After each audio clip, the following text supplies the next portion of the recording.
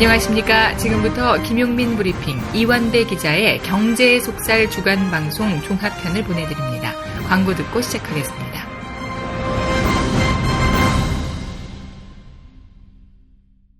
뭐? 달밤 체조? 그거 빨갱이 영화라고 내가 얘기했잖아. 야!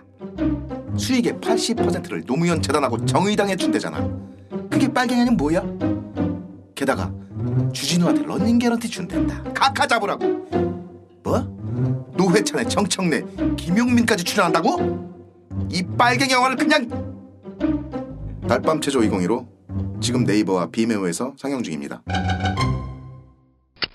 스페이드 퀴즈입니다. 돌잔치, 칠순잔치, 가게홍보, 체육대회, 창사기념일. 정답! 기념품! 문제를 끝까지 들으셔야죠. 이럴 때 사용하는 판촉물이나 기념품, 답례품, 단체 선물 등을 취급하는 전문업체로서 국민을 위해 제대로 일하는 언론과 정당에 후원을 하는 판촉물 전문업체는 어디일까요? 정답! 네피알! 네? 어디라고요? 네피알!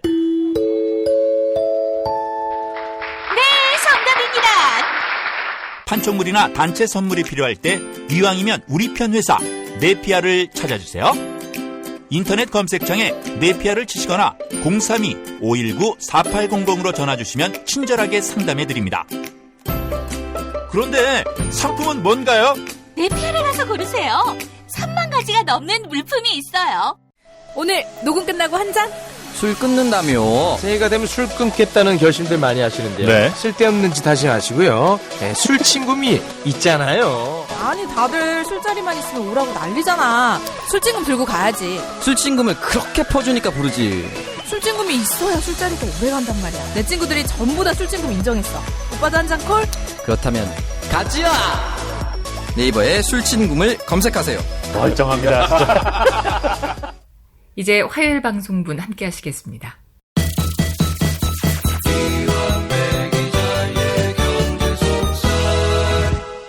민중의 소리 이완배 기자 함께하겠습니다. 이완배 기자님. 네, 안녕하십니까. 아이고, 지난 일요일 우리 북콘서트 현장에 많은 분들이 와주셨고 그리고 책을 또 많이 팔아주셔가지고 아니 보니까 그날 아구찜을 드시대요.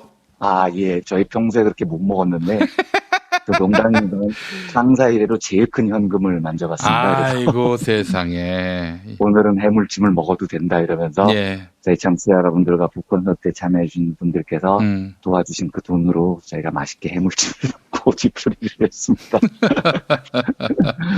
아이고 참 너무나 다행이고 그동안 민중의 소리가 해왔던 진정성 있는 그런 행보에 대한 시민들의 수고했다라는 표시가 아니겠는가 생각이 들면서 남부지방에 계신 시민들도 한번 좀 만나봤으면 좋겠다는 생각이 들어서 저희가 또 한번 추후에 기회를 한번 마련해 보도록 하겠습니다. 네, 알겠습니다. 너무 감사합니다. 정말로 모든 분들께 진심으로 감사드립니다. 예. 자, 오늘 어떤 얘기 해볼까요? 예, 오늘은 정식 브리핑을 드리기 전에요. 일요일에 있었던 북콘서트 후기를 하나 말씀드릴까 합니다.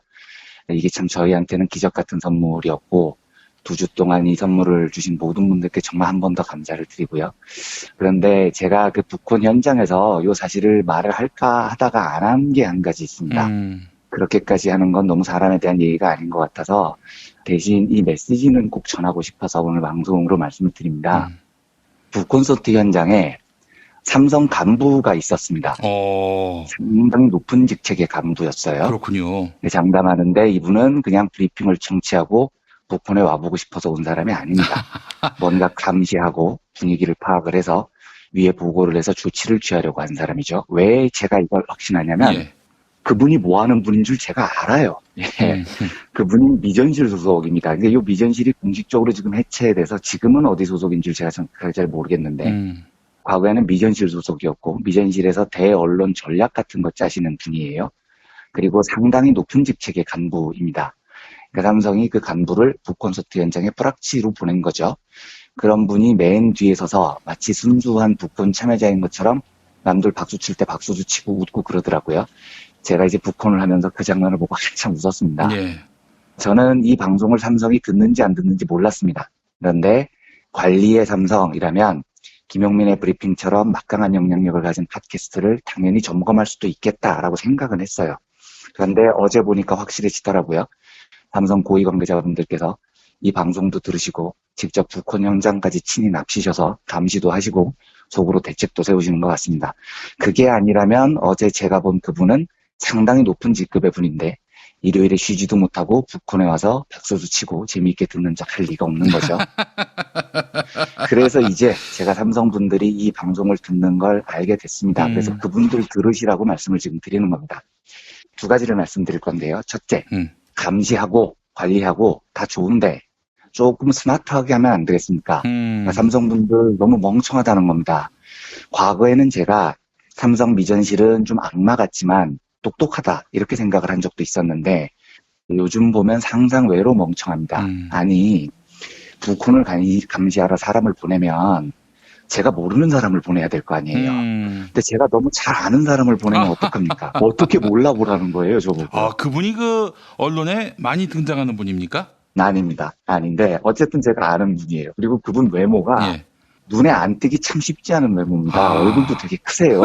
그래서 아니 뭐 그분이 이제 오시게 됐다면 좀 눈에 안 띄는 곳에 있어야 몰래 감시가 되죠. 그런데 제가 앉아있는 자리에서 직통으로 보이는 뒤편 가운데쯤에 딱 서 계신 거예요. 그걸 제가 어떻게 몰라보겠습니까? 그러니까 그분 정도가 오셨다면 아마 혼자 오신 게 아닐 겁니다. 예. 그분 부하 직원들도 몇 명 같이 왔겠죠. 그래서 말씀드리는데 다음에 오실 때는요. 제가 얼굴 아는 그 간부분 직접 오지 마세요. 그리고 제가 모르는 사람만 보내세요. 뭐가 그렇게 궁금해서 제가 너무나 잘 아는 그 얼굴로 그 북콘 자리에 서 계시냐고요. 둘째로 삼성분들 들으시니까 제가 경고 하나 하겠습니다. 당신들이 세상을 지배했을 때가 있었죠. 그리고 그 시절 당신들은 사람들을 관리하는 방식으로 주요 인사들에게 돈을 매기는 방식으로 관리를 해왔습니다. 떡값 검사, 언론인 촌지, 장충기 문자 이게 다 그런 거죠. 그런데요. 니들이 정말로 이걸 모르는 것 같아서 제가 친절하게 가르쳐주는 겁니다. 그런 관리 방식은 쌍팔년도 시대에나 통하는 겁니다. 이제는 그래봐야 소용없어요. 무슨 이야기냐면 니들이 지금 언론에 광고비를 풀면서 언론을 통제하면 과거에는 국민들이 속습니다. 진실을 알 길이 없었으니까요. 니들이 과거처럼 검사를 몇 명 관리하면 이건희, 이병철은 감옥에 가지 않았습니다. 그런데요.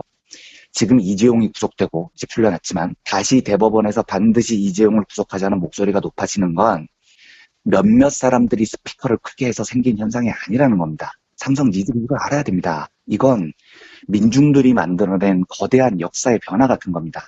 부콘서트의 임직원들을 정복의 형사처럼 파견해서 그걸 듣고 있는 니들 모습을 보니까 니들이 진짜 이걸 모르고 있는 것 같아서 제가 이야기를 하는 겁니다. 그래서 그 몇 명을 어떻게든 돈으로 구워 삶아봐도 이재용을 구속하라라는 시민들의 외침은 멈추지 않아요. 예를 들어서요. 과거에는 삼성 너희들이 언론을 통제하면 사람들은 진실을 몰랐죠. 그런데 지금은요. 삼성 니들이 언론을 통제하면 사람들은 진실을 말해주는 언론을 찾아냅니다. 없으면요. 스스로 진실을 찾아요. 니들이 지금 100여 개 언론사를 다 돈으로 관리하고 있죠. 그건 가능해요. 그건 가능할지 몰라도 5,700만 민중들을 니들이 어떻게 다 관리를 하는 겁니까? 너희들이 언론을 통제하면 사람들은 그 통제된 언론을 받아들이는 게 아니고 오히려 관음 나이트클럽 같은 데 와서 그걸 듣습니다. 정상근 기자의 이야기를 일부러 찾아 들으러 와요. 그래서 진실이 확산되는 걸 니들이 과거 방식으로 못 막습니다. 그런데 이 상황이 되면 삼성 애들 하는 발상이 딱 이런 겁니다. 아, 그러면 정상근을 구워 삶아야 되겠다. 김용민을 구워 삶아야 되겠다. 이렇게 생각을 하는 거예요, 얘들은. 네. 그래서 정상근은 뭘 좋아하냐? 김용민은 뭘 좋아하냐? 이런 걸 구분하고 앉아있는 그 두 사람을 구워 삶으면 수육이 됩니다.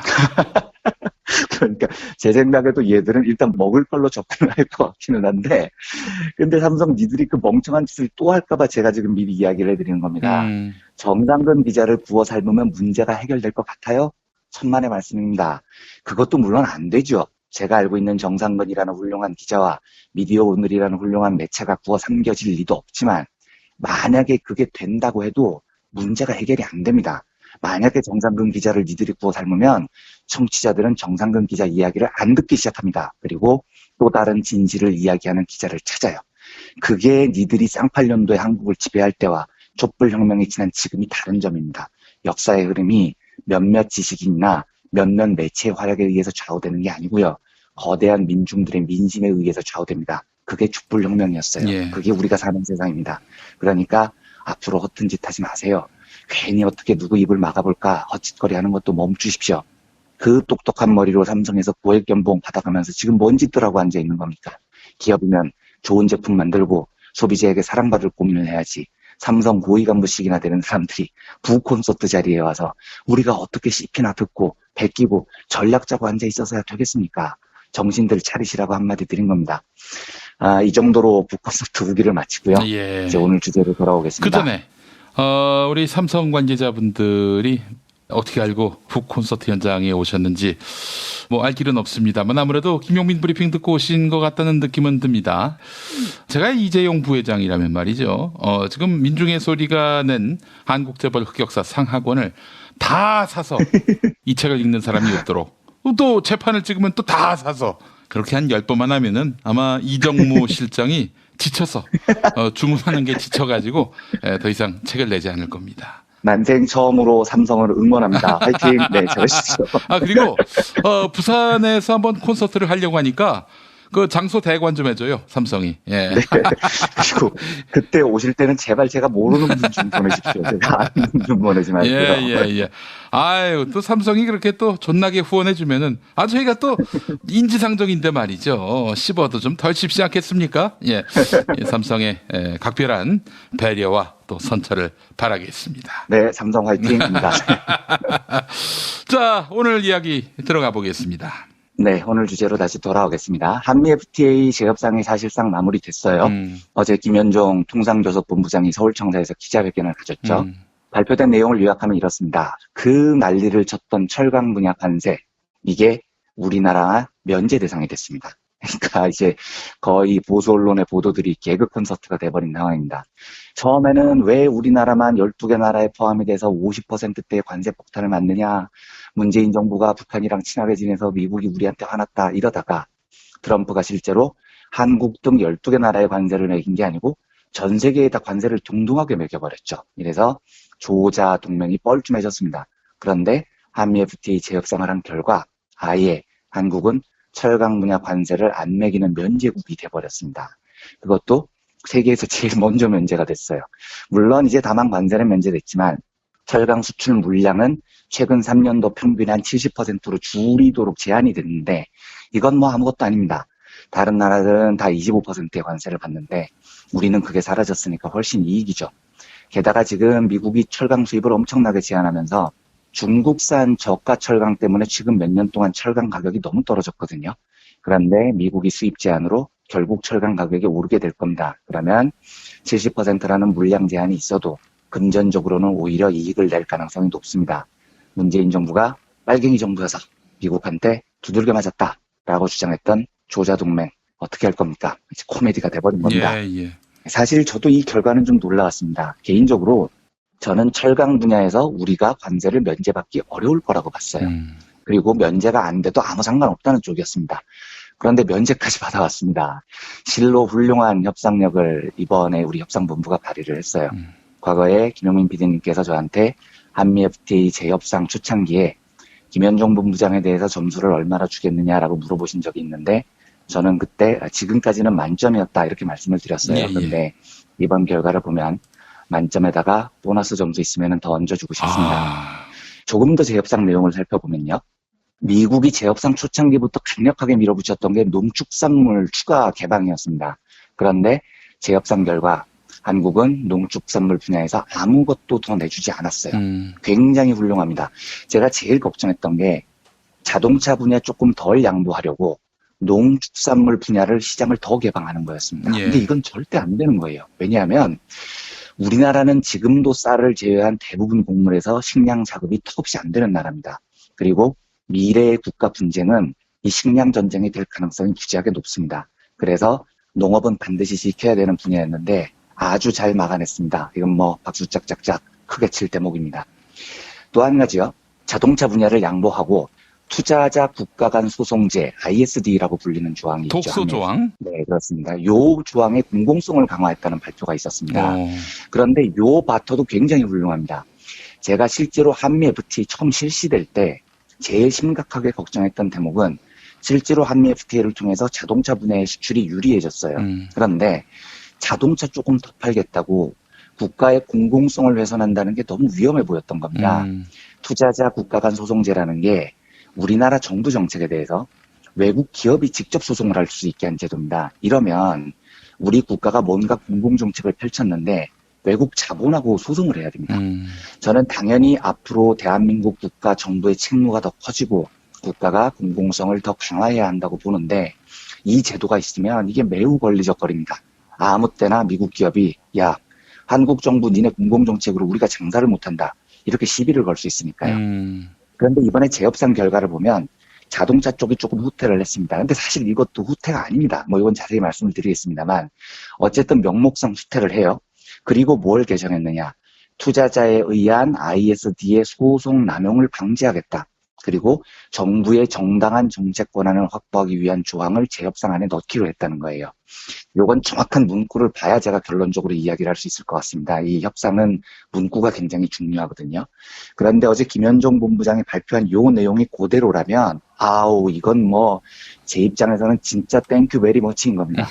자동차 조금 더 팔겠다고 국가의 공공성을 훼손하는 게 너무 걱정됐는데 이번에 자동차 조금 후퇴하고 소송 남용 방지 정부의 정책 권한 확보 이걸 명시한다면 이건 뭐 제 입장에서는 무지하게 남는 장사를 한 겁니다. 예. 이게 저는 이번 재협상에서 제일 기쁘더라고요. 자 그러면 뭐에서 손해를 받느냐. 자동차 분야입니다. 반미 두 나라의 자동차에 대한 안전 기준이 좀 달라요. 미국이 조금 더 편한 안전 기준을 가지고 있습니다. 그런데 미국 차가 만약에 한국의 안전 기준을 통과 못했을 때 지금은 어떻게 돼 있냐면 안전 기준을 통과 못하더라도 25,000대까지만 팔 수 있다. 이렇게 지금 돼 있습니다. 그런데 이걸 5만 대까지 늘려준 거예요. 그러니까 한국 안전 기준을 통과 못한 미국 차도 이제는 1년에 5만 대까지 팔 수 있습니다. 요게 양보했다는 거죠. 예. 근데 이게 별로 양보가 아닌 게요. 매년 미국산 자동차가 우리나라에서 판매되는 전체 판매량 자체가 25,000대가 안 됩니다. 그게 무슨 말이냐면 미국 입장에서는 야 25,000대라는 규제만 없었으면 우리가 25,000대보다 훨씬 더 팔 수 있었는데 니네 안전기준 때문에 우리가 못 팔고 있잖아. 그러니까 풀어줘. 뭐 이런 주장을 했다는 건데요. 예, 예. 지금 애초부터 미국산 자동차가 한국에 1년에 25,000대 물량을 다 못 채우고 있어요. 이걸 5만 대로 늘리든 7만 대로 늘리든 상관이 없습니다. 애초에 규제가 있을 때조차도 25,000대를 다 못 팔았습니다. 예. 그러니까 이건 명목상 후퇴인데 실질적으로는 손해가 아닌 겁니다. 또 한 가지 양보했다는 분야가 뭐냐면 픽업 트럭, 화물 자동차죠. 이걸 우리나라가 미국에 수출할 때 원래는 2021년부터 완전히 관세를 철폐하기로 했습니다. 그런데 이 유예 기간을 20년 더 늘려서 2040년에야 이 관세를 철폐하게 됐어요. 그러니까 우리나라 입장에서는 미국으로 수출하는 픽업 트럭의 경우에 2041년까지 상당히 오랜 기간 동안 관세를 맡게 됩니다. 이게 이제 양보라는 거죠. 그런데 이것도 사실상 양보가 아닌 게 지금까지 미국에 픽업 트럭을 수출한 적이 한 대도 없습니다. 한 대도 못 팔았어요, 지금까지요. 그런데 지금 이 관세를 2041년까지 연기한들 뭔 손해를 보겠습니까? 판 게 없는데요. 근데 제가 정말 웃기다고 생각하는 건 언론의 보도 태도입니다. 12개 나라 50% 넘는 철강 관세 맞았다. 이때는 야 문재인 정부가 미국에 밑보여서 우리만 보복을 당했다. 이 지랄을 했는데 이제 이렇게 훌륭하게 협상을 마쳤더니 뭔가 정부를 더 씹고 싶은데 씹을 게 없는 거죠. 협상을 너무 잘해왔으니까요. 그러니까 보도가 어떻게 나오냐면 이건 제가 방송하는 시간 기준으로 인터넷에 올라온 보도입니다. 실제로 이제 아침에 나온 조간도 제가 진짜 보고 싶은데 조중동의 보도도 진짜 보고 싶습니다만 인터넷판 기준으로 노컷뉴스 제목이 이래요. 철강 관세 폭탄 피했지만 70% 쿼터 파장 이렇게 돼 있습니다. 그래서 제가 보다가 뭔 파장? 아니 관세 폭탄을 피한 게 제일 대단한 건데 세계적으로 처음 피한 건데 70% 쿼터는 아무것도 아니거든요. 그런데 무슨 파장? 니들이 파장을 만들어내고 싶으니까 그런 제목이 나오는 거지 라는 생각이 들었습니다. 그래서 이 기사를 읽어보니까 이렇게 돼 있어요. 우리나라는 미국의 고율 관세 부과 조치에서 최종 면제됐지만 쿼터제 할당에 묵혀 다소간의 대미 수출 타격은 불가피하게 됐다. 이렇게 적습니다. 그러니까 진짜 애 많이 쓰고 있는 겁니다. 다소간의 대미 수출 타격이 불가피하대요. 그러니까 뭘 지금 씹고 싶은데 얼마나 씹을 게 없으면 다소간의 대미 수출 타격 이 말을 쓰고 제목은 파장 이렇게 적겠습니다. 참 불쌍한 애들입니다. 지금 이거 보면. 예. 유시스 보도 제목이 이렇습니다. 차 업계 가뜩이나 어려운데 FTA 재협상 결과에 한숨 이렇게 돼 있습니다. 아니 왜 한숨 쉬죠? 미국 차는 어차피 25,000대 이상도 안 팔리고 있었어요. 예. 우리 픽업 트럭 미국에 한 대도 못 팔고 있습니다. 아니 근데 뭘 한숨을 쉴 일이 있냐고요. 두숨이라고 하면은 어땠을까 하는 생각이 드네요. 그렇죠. 두숨. 그렇죠. 즐거워서 웃는 웃음. 네. 네. 아니 물론 차업계에 좋은 건 아니지만 한숨 이건 너무 과장이라고요. 머니투데이 보도 국산차 우리만 동네북인가 이렇게 돼 있습니다. 뭐 맞은 것도 없으면서 무슨 동네북입니까? 연합뉴스 보도 한미 FTA 차 순환사 첫 타결 후 2번이나 양보에 양보가 안 했습니다. 물론 외형적으로 트럼프 기분 좋게 2가지 조항 양보했지만 실질적으로 우리가 양보한 거 하나도 없고요. 이것 때문에 한국차 업체들이 국내 시장에서 만약에 손해를 본다면 장담합니다. 그건 니들이 차를 개판으로 만드니까 그런 겁니다. 그러니까 제가 이 보도를 보면서 이 자식들이 진짜 장난하나 싶더라고요. 언론은요. 현대차 사보가 아닙니다. 정신들 차리세요. 픽업 트럭 관세 20년 추가 연장이 왜 순환이에요? 왜 동네북입니까? 지금까지 수출 큰 데도 안 하던 자식들이 픽업 트럭 관세 연장됐다고 징징거리는 모습이 진짜 가관인 겁니다. 예. 기사를 보면 이런 겁니다. 픽업 트럭 20년 추가됐는데 이제 이걸 지원할 말이 없으니까 말을 이렇게 지어내요. 우리가 앞으로 픽업 트럭을 수출할 건데 그걸 못하게 돼서 손해다. 이러고 있습니다. 그러니까 올 겨울에 나는 전교 1등을 할 예정인데 가을부터 날씨가 추워져서 1등을 못할 것 같아 손해다. 뭐 지금 이런 논리인 거죠.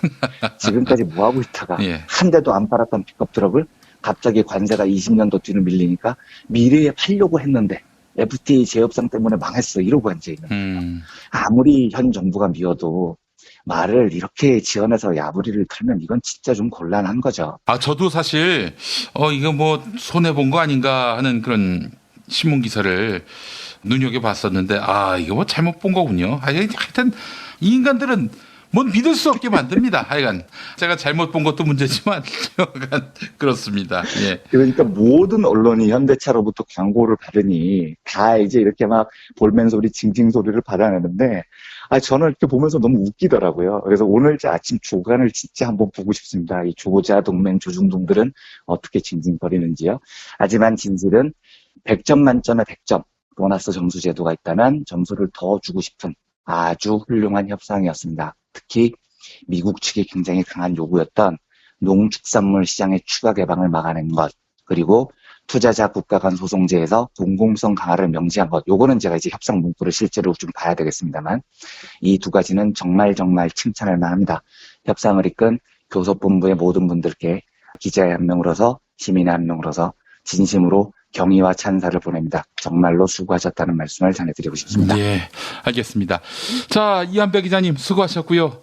우리 민중의 소리 참 어려운 시대를 보내고 있는데 우리 더 많은 분들이 사랑해 주셨으면 좋겠습니다. 한국재벌 흑역사 상학원. 이 책을 안 사고도 인간연하고 다니는 사람들은 문제가 많습니다.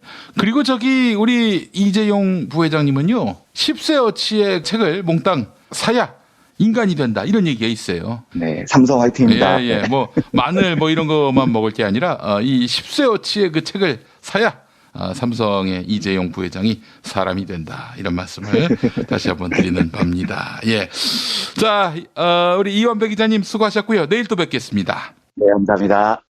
다이어트는 결국 먹는 게 문제다. 문제긴 하지. 매끼 식단 챙기기도 번거롭고 빼도 금세 다시 찌고. 아직도 몰라? 비타샵 다이어트를 해봐. 안 그래도 궁금했는데 어떻게 뺀 거야? 몇 개월 한 거야? 몸에는 안 나빠? 물어 뭐래. 비타샵 가봐. 같이 해. 1522-6648 혹은 비타샵을 검색해주세요. 제임스 티스푼과 함께 프리미엄 차 전문몰로 새롭게 단장한 전창걸몰에서 전하는 봄 소식. 얼었던 땅을 뚫고 올라온 새싹의 생명력을 전해주는 새싹 땅콩차. 봄날의 새콤함이 느껴지는 이집트 신의 붉은 유혹 히비스커스차. 부드럽고 따뜻한 봄바람과 같은 중국의 명차 보이차. 맑고 편안함을 선사하는 레몬밤차. 겨울에 무거워진 나의 몸을 가볍게 해주는 레몬 마트차까지 즐거운 소식 많은 대한민국의 봄. 새싹 땅콩차와 제임스 티스푼의 크로스오버 티파티에 함께하시죠. 전창걸몰닷컴 전화 070-8635-1288 070-8635-1288. 최저임금, 꼼수, 불법. 신고하세요. 최저임금 올랐다는데 내 월급만 안 올랐네. 신고하세요. 민중당 최저임금 119 운동본부. 상여금을 기본급에 포함시킨다고? 신고하세요. 민중당 최저임금 119 운동본부. 근로시간 줄이기, 식대 기본급에 끼워 넣기. 신고하세요. 070-5118-2119 카카오톡 검색창에 최저임금 119 운동본부를 검색하세요. 최저임금 지키는 민중당. 충남 금산의 넓은 인삼밭. 정성농장을 일군 농부아버지 이정열 씨. 자연은 노력한 만큼 내어준다. 그 자연의 마음을 알기에 정성농장을 더불어 일구는 아들 이성규 씨도 아버지에게 배운 것처럼 정직하고 또 성실하게. 정성농장 홍삼은 인삼 재배부터 가공 판매까지 모두 책임지고 있습니다. 그래서 대한민국 1등 품질을 자부합니다. 검색창에 정성농장 홍삼을 검색해주세요. 정성농장 홍삼. 전화문의는 010-9754-6972. 이제 수요일 방송분 함께 하시겠습니다.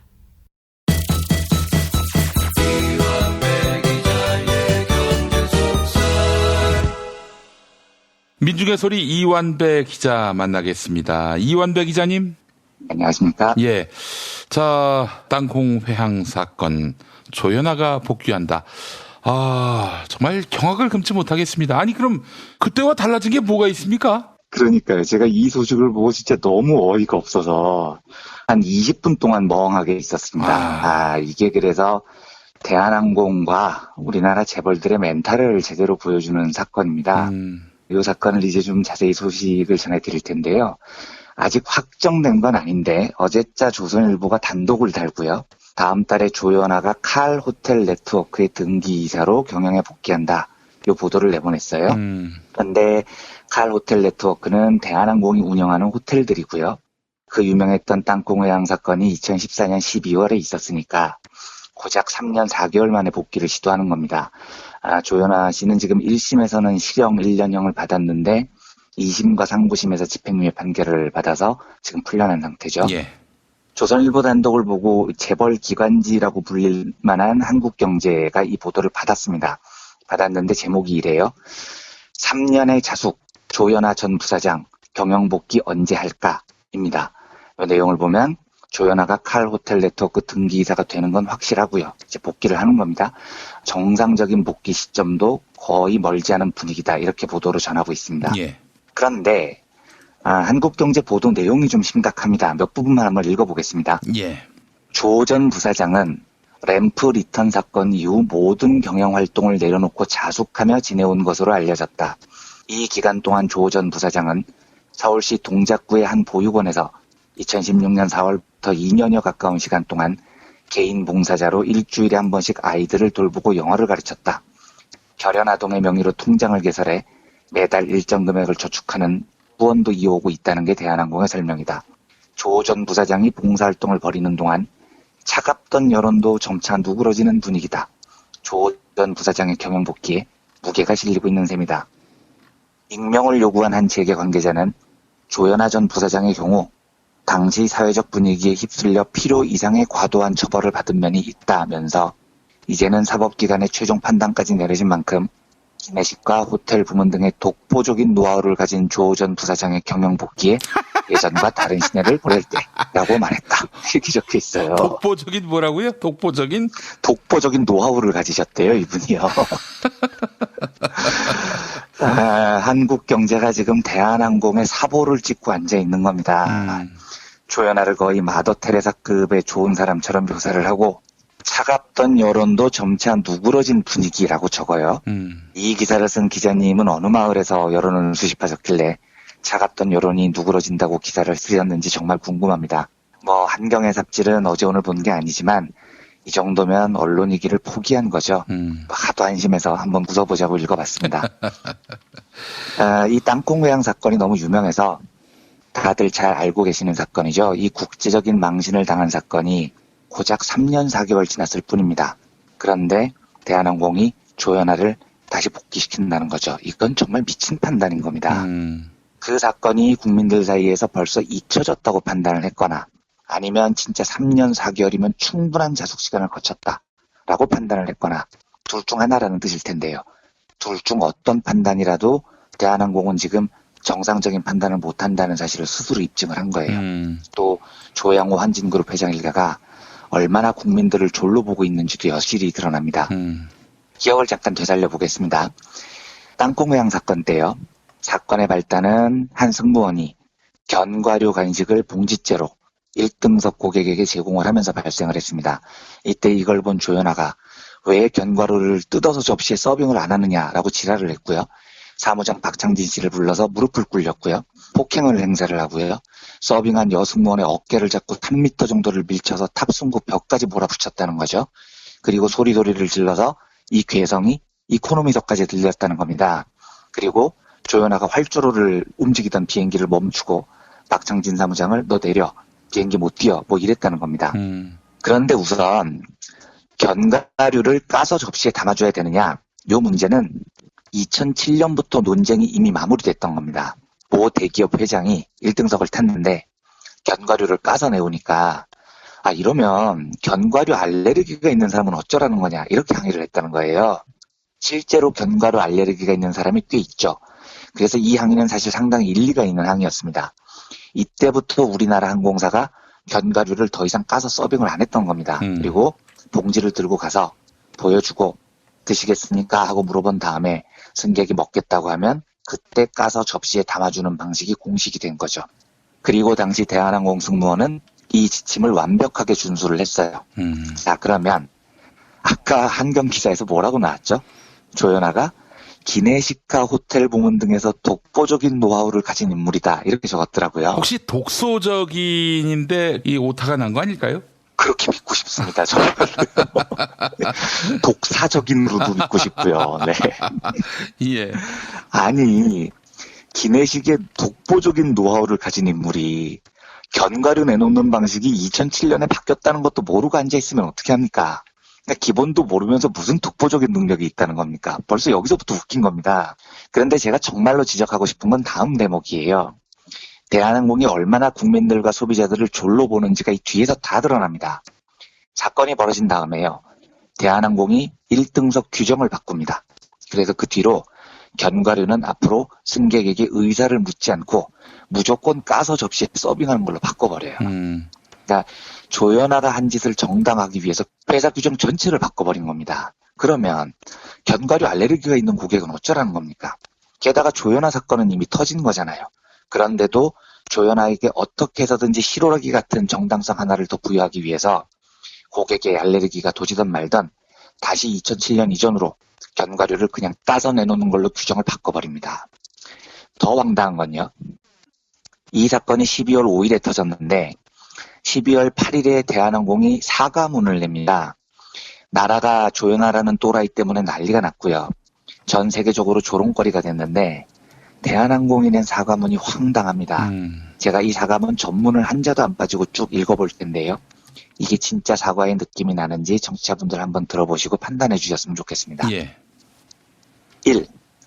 승객분들께 불편을 끼쳐드려 사과드립니다. 비상 상황이 아니었음에도 불구하고 항공사가 다시 제자리로 돌아와 승무원을 하기시킨 점은 지나친 행동이었으며 이로 인해 승객분들께 불편을 끼쳐드려 사과드립니다. 당시 항공기는 탑승교로부터 10m도 이동하지 않은 상태로 항공기 안전에는 문제가 없었습니다. 2. 대한항공 임원들은 항공기 탑승 시 기내 서비스와 안전에 대한 점검의 의무가 있습니다. 사무장을 하기시킨 이유는 최고 서비스와 안전을 추구해야 할 사무장이 담당 부사장의 지적에도 불구하고 규정과 절차를 무시했다는 점, 매뉴얼조차 제대로 사용하지 못하고 변명과 거짓으로 적당히 둘러댔다는 점을 들어 조 부사장이 사무장의 자질을 문제 삼았고 기장이 하기 좋지 않은 것입니다. 대한항공 전 임원들은 항공기 탑승 시 기내 서비스와 안전에 대한 점검 의무가 있습니다. 조연아 부사장은 기내 서비스와 기내식을 책임지고 있는 임원으로서 문제 제기 및 지적은 당연한 일입니다. 3. 철저한 교육을 통해 서비스의 질을 높이겠습니다. 대한항공은 이번 일을 계기로 승무원 교육을 더욱 강화해 대고객 서비스 및 안전 제고에 만전을 기하겠습니다. 이게 사과문이에요. 예. 이게 사과를 한 겁니까? 이게 사과냐고요. 이 글의 주제는 조연아는 훌륭하고 모든 건 박창진 사무장 잘못이다. 지금 이거죠. 그리고 무엇보다도 사과문이랍시고 발표를 했는데 사과의 주어가 없어요. 누가 잘못했다는 건지 안 나와 있습니다. 예. 사과를 받는 대상도 없습니다. 이 사건으로 시간을 16분 이상 지체했던 고객들에 대한 미안함도 전혀 없죠. 당연히 이따위로 사과문을 내놓으니까 여론이 난리가 났습니다. 그런데 저는 이 정도로 사건이 커졌으면 여기서는 제대로 수습을 하고 사과를 할 정도의 상식이 대한항공에게 최소한 있을 줄 알았어요. 그러니까 앞에 사과문은 말도 안 되는 거지만 이것 때문에 사태가 더 악화됐다면 이제는 수습을 제대로 해야 되는 겁니다. 그런데 이로부터 일주일 뒤인 15일에야 대한항공이 다시 주요 일간지 1면에 사과문을 냅니다. 이걸 읽어보겠습니다. 그 어떤 사죄의 말씀도 부족하다는 것을 절감하고 있습니다. 최근 대한항공의 일들로 국민 여러분께 말로 형용할 수 없는 실망감을 안겨드렸습니다. 지금까지 커다란 사랑을 주신 여러분께 큰 상처를 드렸습니다. 그 어떤 사죄의 말로도 부족하다는 것을 잘 알고 있습니다. 그래서 더욱 국민 여러분의 질책과 나무람을 가슴 깊이 새기겠습니다. 다시금 사랑받고 신뢰받는 대한항공이 되도록 환골탈태의 노력을 다하겠습니다. 새로운 대한항공이 되겠습니다. 대한항공 이렇게 돼 있습니다. 뭘 사과한 겁니까? 그러니까 지금 이 문장만 보면 대한항공이 뭘 잘못했는지 모르겠다니까요. 제가 무슨 이야기를 드리냐는 거냐면 이 심각한 상황에서도 대한항공은 끝끝내 사과문에 조연아가 잘못했습니다. 이 한 문장을 못 쓰는 거예요. 조연아의 철없는 짓을 진심으로 사과합니다. 이 한마디를 쓰면 대한항공이 망합니까? 그런데 죽어도 이 핵심 한 문장 조연아가 잘못했다. 이걸 못 적고 있더라고요. 이 사건의 황당함이 여기서 끝나지 않습니다. 조연아가 항공법 위반으로 구속될 위기에 처하니까요. 조연아가 이제 직접 박창진 사무장에게 사과를 하러 찾아갔다는 거죠. 그런데 박창진 사무장을 못 만났습니다. 그래서 미안하다는 메모를 남기고 갔습니다. 근데 메모를 어디다 적느냐면 수첩 한 장을 찍 찢어가지고 적어요. 그 메모지 사진을 보면 경비실에서 택배 왔습니다 뭐 이런 거 적은 메모처럼 보여요. 그러니까 진짜로 무성의하게 수첩 한 장 찍 찢어서 사과문을 적은 겁니다. 그런데 적은 내용이 이래요. 박창진 사무장님, 직접 만나 사과 드리려고 했는데 못 만나고 갑니다. 미안합니다. 조연아 올림. 이렇게 적혀 있어요. 미안합니다라니요. 이게 한국 사람은 다 느끼는 말의 미묘한 차이인데 미안합니다와 죄송합니다는 완전히 다른 표현입니다. 더구나 박창진 사무장은 조연아보다 3살이나 많은 연장자예요. 그런 사람을 비행기에서 폭행을 가하고 비행기에서 내리도록 한 사람이 정말로 미안하다면 당연히 죄송합니다라고 적어야 됩니다. 그런데 그냥 미안합니다 한마디 띡 적고 말아요. 그러니까 이제 이런 거 아닐까요? 재판이나 앞으로 있을 뭐 여러 국면에서 나는 사과했다. 나는 마음의 표시를 했다. 이거를 남기기 위한, 그러니까 박창진 사무장이 아닌 다른 사람들 보라고 한 사과문이 아니겠는가 하는 생각이 들어요. 바로 그겁니다. 그런데 문제는 그것도 꼴 같지 않은데요. 진심이 담겨 있을 리는 없다고 저는 생각을 합니다. 그런데 다른 사람이 보라고 남기는 사과문도 왜 이따위로 남기냐고요. 그러니까 공감 능력이 제로인 사람인 거죠. 그러니까 저 변호사가 시켜서 자기는 하기 싫은데 그냥 억지로 한 게 아닌가 이런 생각이 들어요. 그렇죠. 그러니까 수첩 한 장 찍 찢어가지고 미안합니다 한마디 적고 나오는 겁니다. 그러니까 이걸 본 사람은 얼마나 화가 나겠냐고요. 그래서 박창진 사무장이 이 메모를 받고 화가 나서 이걸 공개를 한 거예요. 사과 쪽지를 보니까 내가 너무 황당해서 오히려 더 불신이 커지고 실망감이 커졌다. 이렇게 이제 표현을 하더라고요. 근데 여담이지만 이 와중에 또 웃긴 사실. 이 사과 쪽지에 조연아가 사과 드리려고 했는데 라고 적어요. 그러니까 우리나라 맞춤법에 드리려고라는 말은 없죠. 아이고. 사과 드리려고라고 써야 됩니다. 네. 이 집안은 국어 교육을 안 시키는 모양이에요. 네. 지금부터 누구 얘기하려고? 그러니까 그 동생은 명의훼손, 뭐 무근한 발전, 네, 언니는 발전. 사과 드리려고. 예. 이게 웃기려고 하지 않는 한 사건에서 자매가 이렇게 대놓고 연속으로 맞춤법을 틀리기가 쉽지 않거든요. 그러니까 아까 살펴봤던 한경 기사를 보면 조연아가 자숙하는 기간에 아이들 영어를 가르쳤다는데 영어 가르치지 말고 너 한국어부터 좀 제대로 배우세요. 이렇게 얘기를 해주고 싶었습니다. 자, 그런데 이 사건의 황당함이 아직도 안 끝났습니다. 이때 1등석에 조연아 외에 또 다른 30대 초반의 승객이 한 분 타고 있었어요. 근데 이분이 이제 제일 큰 피해자 중에 한 분이죠. 왜냐하면 이 사태를 두 눈으로 다 봤으니까요. 그런데 조연아는 이분한테 사과를 안 했습니다. 오히려 박창진 사무장, 그 난동을 당한 박창진 사무장이 비행기에서 쫓겨나면서 이 고객분에게 찾아가서 소란을 피워서 죄송합니다 이렇게 사과를 했다고 해요. 그러니까 이제 이 승객이 궁금하잖아요. 1등석에 탄 승객이니까요. 그래서 다른 승무원한테 물어봤습니다. 도대체 저 여자가 누군데 저런 식으로 아나무인으로 행동하고 비행기까지 돌리냐 이렇게 물어봤다는 거죠. 그런데 그걸 승무원이 뭐라고 답을 하겠습니까? 죄송합니다 고객님, 내부 사정입니다 이렇게 답을 하고 말았다는 거예요. 이분이 이제 1등석을 끄는 분이니까 돈을 엄청 내고 탄 거니까요. 한국에 와서 콜센터에 전화를 해서 항의를 했습니다. 왜 이렇게 승객을 불편하게 하냐, 정식으로 답해달라. 그런데 이 답이 5일에 항의를 했는데 10일에 답신이 왔다는 겁니다. 그러니까 5일 동안 이 고객한테는 전혀 대한항공은 안 미안했던 거죠. 그런데 사건이 커지니까 아이고야 이것도 수습해야겠다 라고 5일 뒤에 이 고객에게 전화를 해요. 그리고 사과를 합니다. 사과를 하면서 고객에게 죄송한 마음을 담아서 보상을 하겠습니다 이렇게 이야기를 했다는 겁니다. 대한항공이요. 그러면서 어떤 보상을 하느냐, 대한항공 달력하고 모형 비행기를 선물하겠습니다 이랬다는 거예요. 1등석 탄 고객한테요. 사과받는 고객이 얼마나 어이가 없었겠습니까. 고작 5일 만에 답신이 왔는데 한다는 말이 달력하고 모형 비행기 보내드릴게요 이랬다는 겁니다. 그리고 그렇게 하면서 한다는 말이 혹시 언론에서 연락이 오면 사과는 잘 받았다고 꼭 말씀 좀 해주세요 이렇게 당부를 합니다. 고객 알기를 정말 여수로 아는 거죠.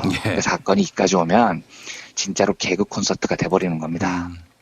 이런 사고방식을 가진 자들이니까 그 난리를 치고도 3년 4개월이면 충분하다라는 생각을 하는 겁니다. 그리고 한경 같은 재벌 찌라시 언론이 여론도 점차 누그러지는 분위기다 이렇게 기사를 쓰면 지들은 진짜로 여론이 누그러지는 줄 알고 있겠죠. 그리고 이런 미친놈들이 지금 우리나라 국적기를 운항하고 있는 겁니다. 지금 조연아의 복귀가 대한항공이라는 그룹의 이미지에 얼마만큼의 손실을 가져오겠습니까?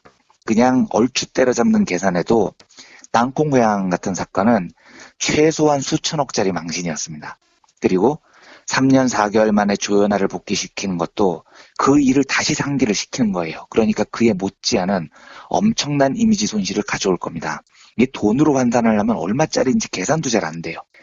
저만 해도 제가 비행기 탈 일 없지만 저 땅콩회항 이후에 절대로 대한항공 진에어를 못 하겠더라고요. 물론 그렇다고 금호아시아나가 더 좋은 기업이냐 그건 아닌데. 그래요? 그게 지금 탈 게 없는데 그래도 대한항공은 못 하겠더라고요 진짜로요. 그런데 이 자들은 이런 이미지가 중요하지 않아요. 사건 초기부터 얘네들이 보여준 일관된 태도는 조연아를 보호해야 돼. 조연아는 잘못이 없어. 그리고 고객한테 사과는 죽어도 못하겠어. 소비자는 봉이야. 이런 겁니다. 그래서 한마디로 경영을 절대 해서는 안 되는 또라이가 경영을 하고 있으면 기업이 이렇게 되는 겁니다.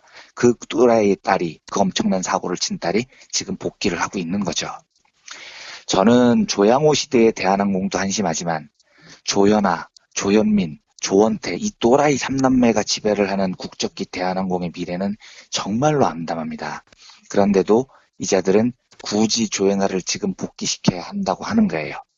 이 어처구니 없는 판단을 막는 방법이 결국은 근본적인 재벌 개혁밖에 없다는 생각이 정말로 많이 절실하게 드는 하루였습니다. 이런 우울한 생각으로 오늘은 조연아의 복귀 소식을 계기로 땅콩회항 사건을 다시 돌아보는 시간을 가져왔습니다. 공정거래위원회라든지 주무기관에서 제재할 방법이 없나요? 아마 없을 겁니다. 이게 공정거래의 문제가 아니고 노사관계이기 때문에 공정거래위원회에서는 다루기가 어려울 것 같고요. 그러니까 무슨 하청업체와의 갑질이 아니니까요. 그러니까 이런 부분이 제가 사실은 굉장히 말씀을 드리고 싶은 건데 내 재산, 내 회사니까 마음대로 해도 된다라는 이 사유재산의 자연권 사상이 개판인 겁니다.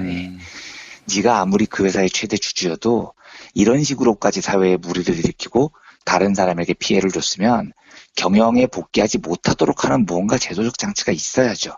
근데 사실 지금 우리에게는 없고요. 조연아는 태연하게 복귀를 합니다. 결국은 이걸 막을 방법은 성숙한 시민의식으로 이 재벌체제를 개혁하는 것, 그리고 가급적이면 대한항공을 타지 않는 것, 그래서 소비자들의 저항을 보여주는 것, 이렇게 해야 되는데 하여간 이 재벌들의 암담한 사고방식은 진짜 고치기 어려운 거죠. 네, 알겠습니다. 이연배 기자님과 함께 대한항공 상황 살펴봤습니다. 이완배 기자님과 저희가 남부지방에서 한번 뭐 행사하겠다고 했는데 조만간 일정이 잡히는 대로 여러분들께 공지하도록 하겠습니다. 네, 알겠습니다. 예. 자, 이완배 기자님 수고하셨습니다. 네, 감사합니다. 생활인을 위한 꿀팁. 집 두 채에 월 10,000원 화재보험 카페.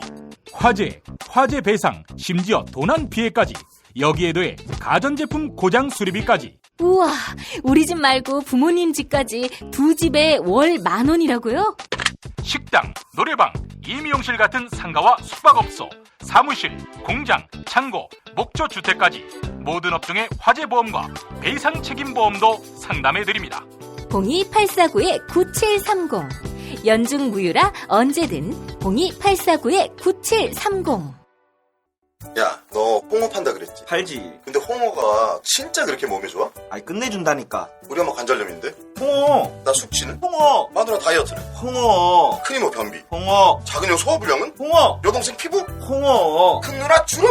홍어. 명절 때 선물은? 홍어라니까. 근데 비싸지? 별나 싸고 열나 맛있는 홍어가 있다니까. 어디? 알싸한 홍어. 1599-6456.com 혹은 1599-6456 전화 주문도 가능합니다.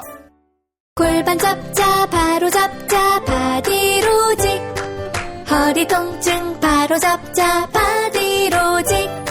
몸매 교정 바로 잡자 바디로직. 자세가 좋아지는 골반 교정 타이즈 바디로직. 검색창에 골반 교정 바디로직. 삐딱한 남성 골반 허리에도 역시 바디로직입니다. 바디로직의 효과를 못 느끼셨다면 100% 환불해드립니다. 자세한 환불 조건은 홈페이지를 참조하세요. 하루에 2번씩은 꼭 간 것 같아요. 속이 굉장히 편해진 것 같아요. 휴지에도 하나도 안 깔끔하게 끝나더라고요. 그만 넣고 싶은데도 이제 계속 나오더라고요. 눈 뜨니까 바로 화장실 가고 싶더라고요. 양은 감당이 안 되더라고요. 너무 많아가지고.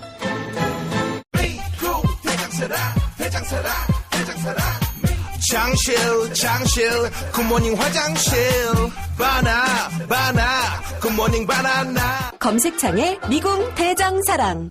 이제 목요일 방송분 함께 하시겠습니다.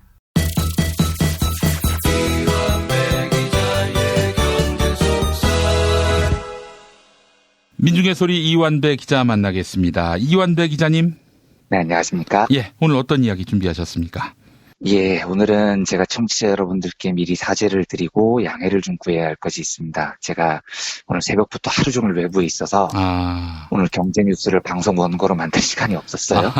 사실 지금 그 현대차 그룹 지배구조 개편 소식도 있어서 이걸 다뤄보고 싶은데 어쨌든 뭐 시간이 없어서 준비를 제대로 못했습니다. 깊이 사과드리고요. 현대차 지배구조 개편 문제는 내일 다시 시간을 내서 말씀을 드리도록 하겠습니다.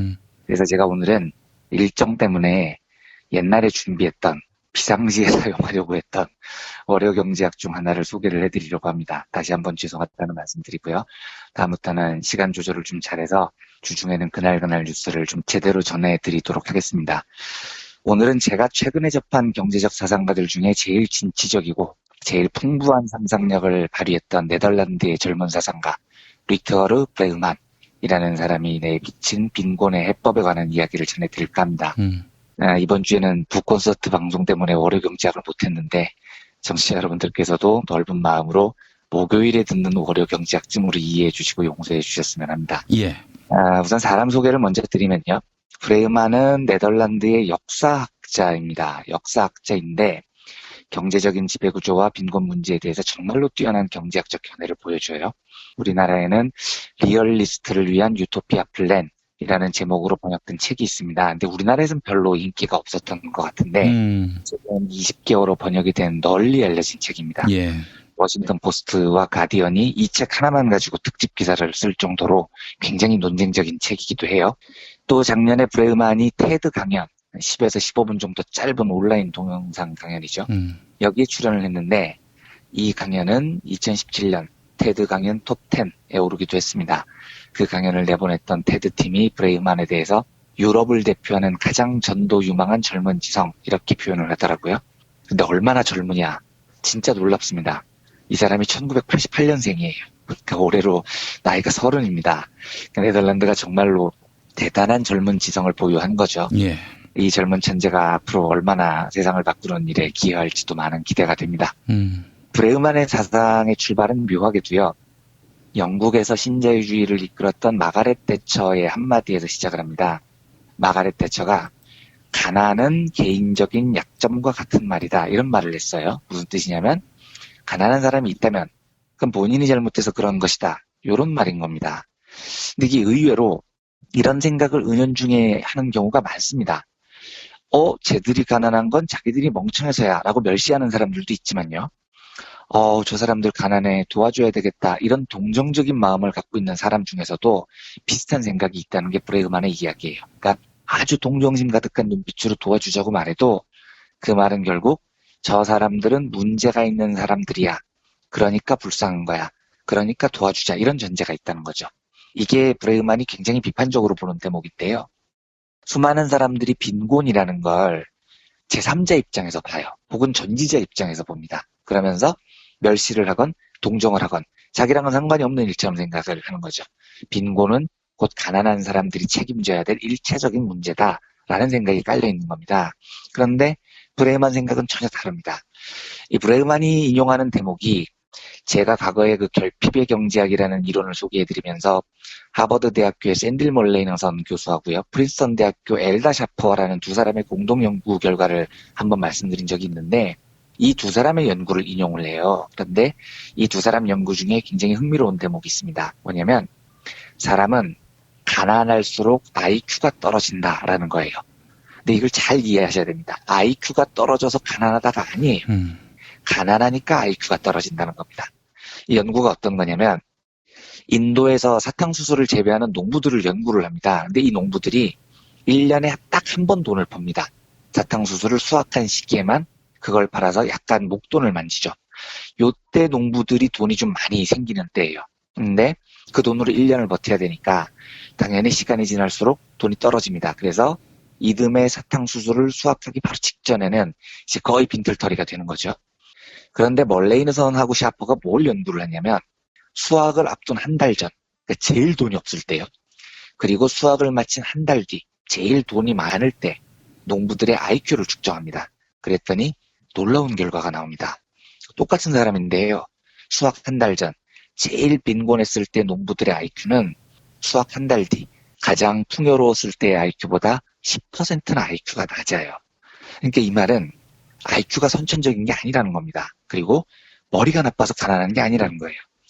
거꾸로 가난할수록 이 사람의 뇌라는 게요. 먹고 살아야 돼. 내일은 뭘 먹지? 우리 가족은 어떻게 살아남지? 요 문제에만 집중을 하게 됩니다. 이러면 뇌가 정상적으로 가동될 수가 없죠. IQ에서 제일 필요한 수리 능력, 인지 능력 이런 게 바닥으로 추락하는 겁니다. 브레그만이 이 연구를 보고 너무 쇼크를 받아서 공동 연구자였던 샤퍼를 초청해서 만납니다. 그래서 샤퍼한테 물어봐요. 교육 방식을 좀 바꾸면 나아질까요? 이랬더니 샤퍼의 말이 이랬다는 거예요. 아니, 교육을 바꾸면 안 바꾸는 것보다는 낫겠지만 빈곤을 해결하지 않고 교육만 바꾸는 건 내 생각엔 사람들한테 수영하는 방법만 딸랑 가르쳐주고 망망대해에 던져버리는 것하고 같아요. 이렇게 말을 하더라는 겁니다. 물론 수영하는 법도 안 가르쳐주고 망망대해에 던지는 것보다는 낫겠죠. 하지만 수영하는 법을 가르쳐주고 망망대해에 던지면 그래도 사람은 죽는 건 마찬가지입니다. 결국은 조금 늦게 죽을 뿐이죠. 그래서 교육은 해법이 아니라는 겁니다. 빈곤 극복 심리 프로그램 이런 거 진짜 개떡같은 짓이라는 거죠. 사람들 모아놓고 자신감을 가지세요. 당신은 할 수 있습니다. 긍정적 생각을 가지세요. 이런 백날 심리 치료하고 상담해 봐야 잠시 잠깐 마음의 위안은 없겠지만 그건 자신감이 넘친 상태에서 망망대해에 뛰어드는 겁니다. 그것도요. 결국 이건 자신감 있게 죽는 거죠. 그러니까 우리 청년들이나 가난한 사람들한테 힐링이 필요한 게 아니라는 겁니다. 아무것도 달라지는 게 없다는 거죠. 브레그만의 말은 이거예요. 빈곤 자체를 건드려야지. 왜 교육이나 심리나 이런 주변 문제를 건드리고 자빠져 있냐는 겁니다. 이런 건 병을 치료하려고 하지 않고 증상만 치료하려는 겁니다. 브레그만의 비유대로라면 컴퓨터가 버벅거리고 있는데 메모리를 늘려야지. 왜 소프트웨어만 만지고 있냐는 거죠. 자, 그러면 뭐가 본질이고 뭐가 병을 치료하는 거고 뭐가 메모리를 고치는 거냐. 여기에 대해서 브레그만이 소개하는 또 다른 놀라운 연구 결과를 하나 소개해드리겠습니다. 캐나다 도핀이라는 도시가 있어요. 근데 이 도시는 뜻밖에도요. 1974년에서 1979년 5년 동안 기본소득 실험을 한 적이 있습니다. 사실 이 정확하게 말하면 기본소득이라기보다는 시민들에게 무조건 일정 소득 이상을 보장해주는 제도여서 아주 정통적 의미의 기본소득하고는 조금 차이가 있는데, 취지는 어쨌든 이 도시에 사는 주민이면 무조건 절대 빈곤을 벗어날 수 있는 소득을 보장받는 겁니다. 일을 하건 안 하건요. 어떤 사람도 소득을 보장받아요. 이걸 민컴, 영어로 미니멈 인컴의 약자인데 최저소득을 보장해준다는 의미로 민컴 프로젝트라는 이름으로 불립니다. 이게 캐나다의 그 민주당 정부 집권 시절에 도핀이라는 도시를 상대로 5년이나 길게 실험을 해본 겁니다. 그런데 웃긴 게요. 이 실험이 그냥 묻혀버려요. 1979년에 보수당 정부가 집권을 하는데 보수당이 집권하자마자 야, 왜 이따위 쓸데없는 실험을 하고 있어? 하고 실험을 중단시켜버립니다. 그런데 이때 5년 동안의 실험 통계가 무려 2,000개 박스에 담겨질 정도로 방대한 통계가 있었어요. 그런데 이 보수당 정부가 2,000개 박스에 담긴 통계를 요즘 우리 한국 비유로 하면 영법빌딩 지하 같은 데다 그냥 버려가지고 묻어버린 겁니다. 근데 생각을 해보면 이게 얼마나 중요한 통계겠습니까? 경제학자들이 지금 기본소득 같은 걸 논쟁할 때 별의별 시뮬레이션을 다 해보거든요. 그런데 시뮬레이션 해볼 게 없는 겁니다. 무려 5년 동안이나 한 도시를 상대로 실제로 시뮬레이션을 해봤던 통계가 이 2,000개 박스 안에 다 들어있었던 거예요. 그야말로 이건 인류의 역사를 바꿀 만한 중요한 통계였죠. 그런데 이 중요한 통계가 영법 빌딩 지하 같은 곳에서 잠자고 있었던 겁니다. 그리고 공식적으로 이 민컴 프로젝트에 대해서 어떠한 공식 보고서도 발간이 된 적이 없어요. 그러다가 25년 뒤에요. 에블린 포르제라는 경제학자에 의해서 이 2,000개 박스가 다시 세상으로 나옵니다. 에블린 포르제는 그 캐나다 매니토바 대학교 경제학과 교수였는데요. 이 보고서를 입수한 다음에 2,000박스의 어마무시한 통계로 5만 분석을 다 돌려봐요. 그리고 이 엄청난 분석 끝에 내린 결론이 뭐냐? 어떤 각도로 들여다봐도요. 이 민컴 프로젝트는 매우 성공적인 프로젝트였다는 겁니다. 우선 도핀이라는 도시의 마을 주민들이 모두 이 5년 동안 훨씬 똑똑해졌어요. IQ 수치가 확 높아집니다. 그리고 훨씬 더 건강해졌습니다. 병원 입원율이 8.5%나 감소했습니다. 가정폭력 현저하게 줄어듭니다. 정신병 압도적으로 줄어들었습니다. 그리고 요즘 그 기본소득에 대해서 비판하는 많은 사람들이 이렇게 이야기를 하죠. 일도 안 하는데 돈을 주면 누가 일을 하냐. 사람들이 게을러진다. 이렇게 비판합니다. 그런데 민컴 프로젝트 결과 천만에요. 2,000박스를 분석해보니까 기본소득이 제공이 돼도 사람들이 노동을 그만두지 않습니다. 일을 덜 하는 경우가 딱 두 가지뿐인데 왜냐? 첫째, 공부를 더 하느라. 둘째, 아이를 더 낳느라. 딱 이 두 이유만으로 일을 포기하는 사람이 많아요. 그러니까 이 말은 기본소득이 제공되면 빈곤을 해소하면 지금 우리가 한참 걱정하고 있는 저출산 문제도 바로 해결이 됩니다. 일을 그만두는 단 두 가지 이유가 애를 더 낳기 위해서니까요. 그래서 브레이만의 이야기는 이겁니다. 머리가 나빠서 가난한 게 아니다. 오히려 가난 문제를 해결하면 사람들은 모두 똑똑해진다 이거죠.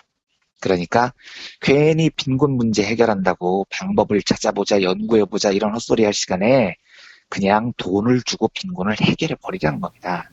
그래서 브레이만이 여기에 대해서 엄청난 독서를 날립니다. 요걸 한 대목 읽어보겠습니다.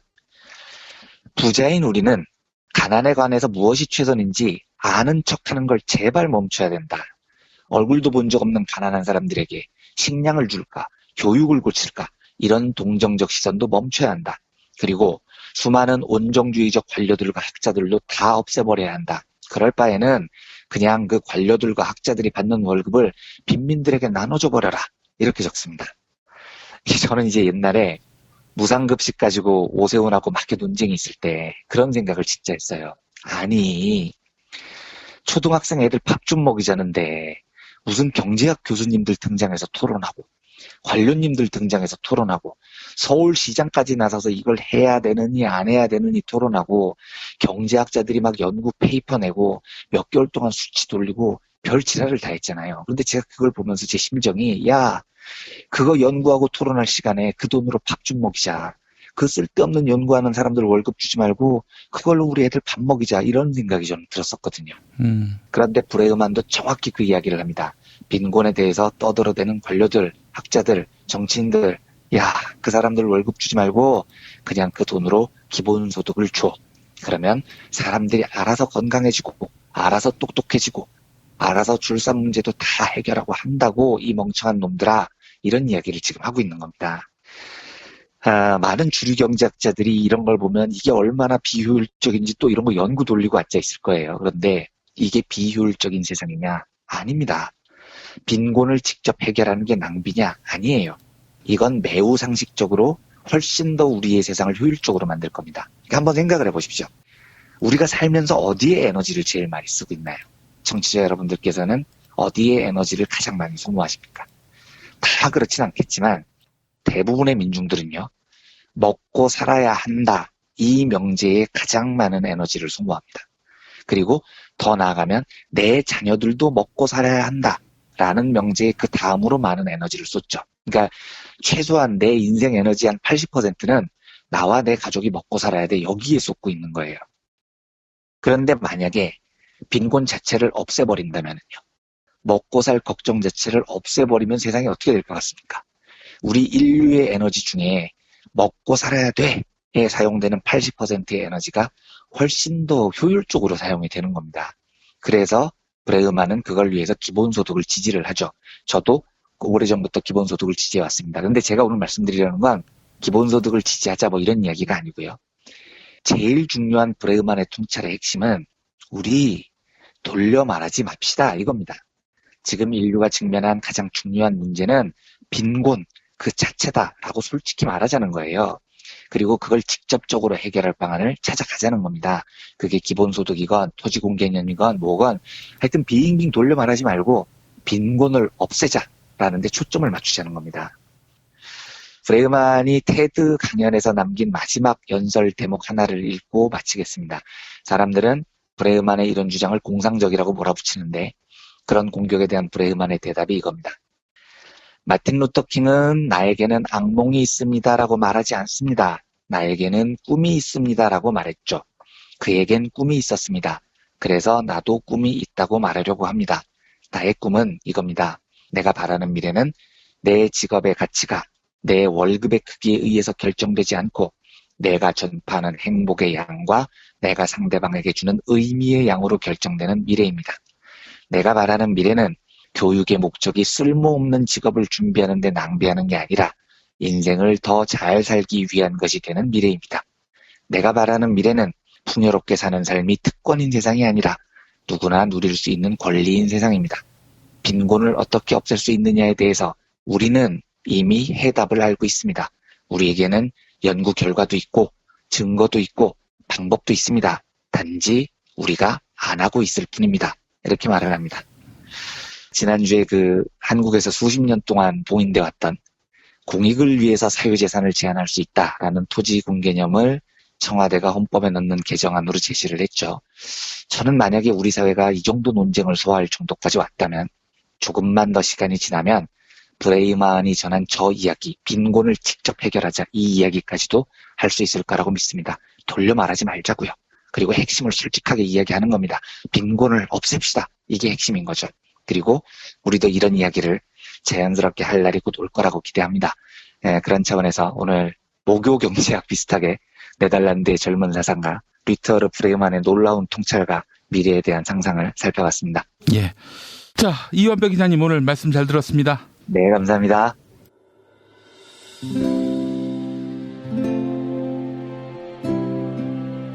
그러니까 목사님은 우리 남북 관계에 있어서도 큰 정기를 마련해 주셨습니다. 늦봄 문익환 목사 탄생 100주년. 민주화와 통일운동을 위해 11년 4개월간 옥고를 마다하지 않은 행동하는 양심. 오늘 우리가 누리고 있는 이 민주주의 또 문익환 목사님 덕분이 아주 큽니다. 그가 24년 동안 살았던 서울 강북구 인수봉로 통일의 집이 6월 1일 문익환 통일의 집 박물관으로 거듭납니다.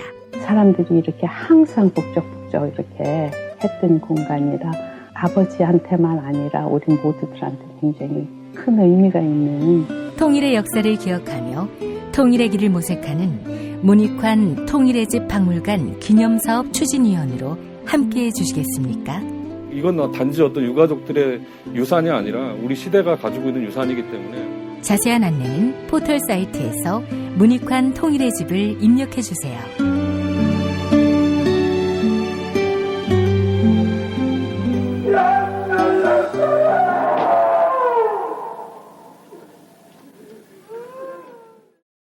도올 김용옥 선생의 마가복음 강해로 여러분을 초대합니다.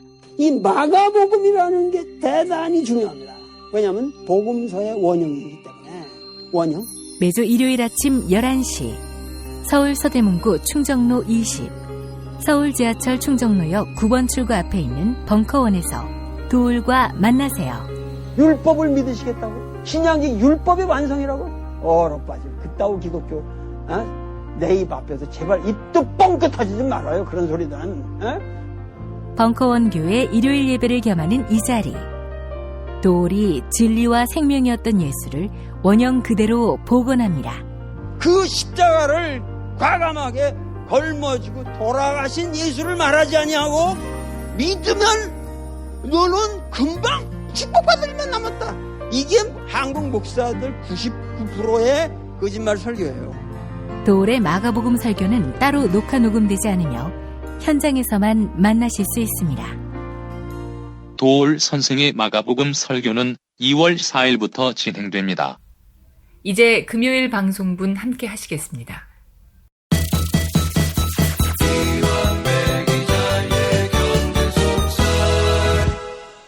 민중의 소리 이완배 기자 함께하겠습니다. 이완배 기자님. 네, 안녕하십니까? 예. 자, 오늘 어떤 이야기 준비하셨습니까? 예, 오늘은 어제 못 전해드렸던 현대차 그룹 소식을 전해드리겠습니다. 현대차 그룹이 드디어 순환 출자 구조를 해소하기로 했다는 소식입니다. 이 소식을 이해하기 위해서는 사실 칠판을 앞에 놓고 그림을 그려가면서 이야기를 하면 제일 이해가 쉬운데요. 시각적으로 보면 전혀 어려운 이야기가 아니에요. 예. 그런데 이걸 말로 들으시면 뭔 소린지 조금 까다롭게 들리실 수도 있습니다. 최대한 말로 풀어볼 텐데 혹시 여유가 좀 되시는 분들은 아무 기사나 검색해 보시면 대부분 언론사들이 그림을 다 그려놔요.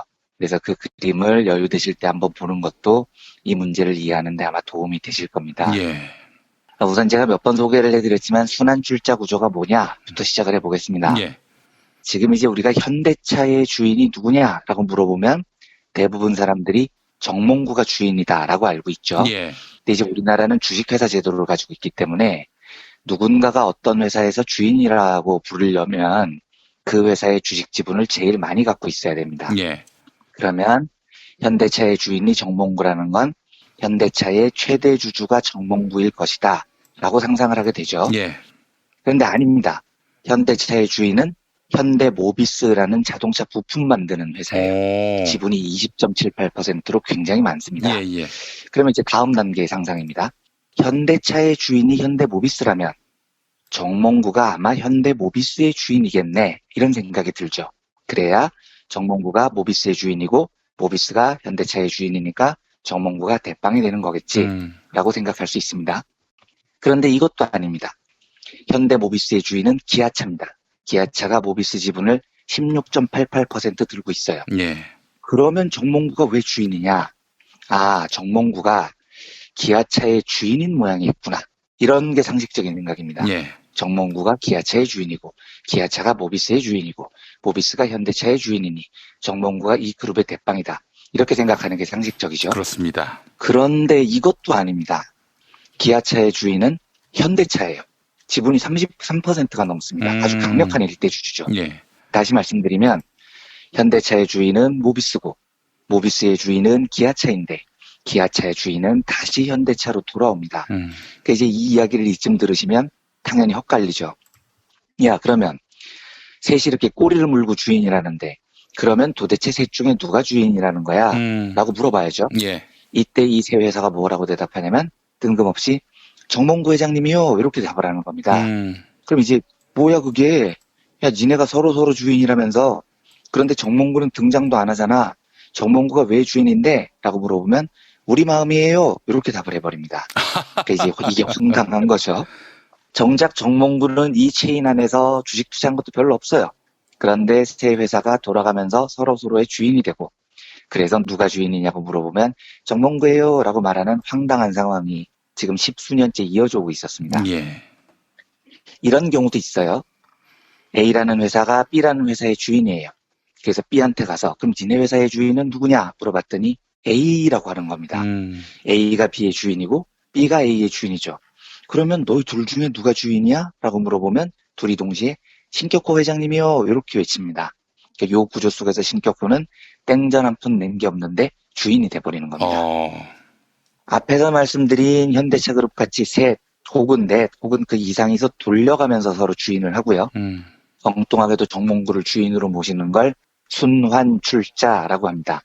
그리고 조금 전에 말씀드렸듯이 둘이서 피차 주인 역할을 하면서 엉뚱하게도 신격호를 주인으로 모시는 걸 상호출자라고 하죠. 예. 들으시면 아시겠지만 이게 너무 말이 안 되기 때문에 상호출자, 순환출자 모두 불법입니다. 상법에서 이걸 금지하고 있어요.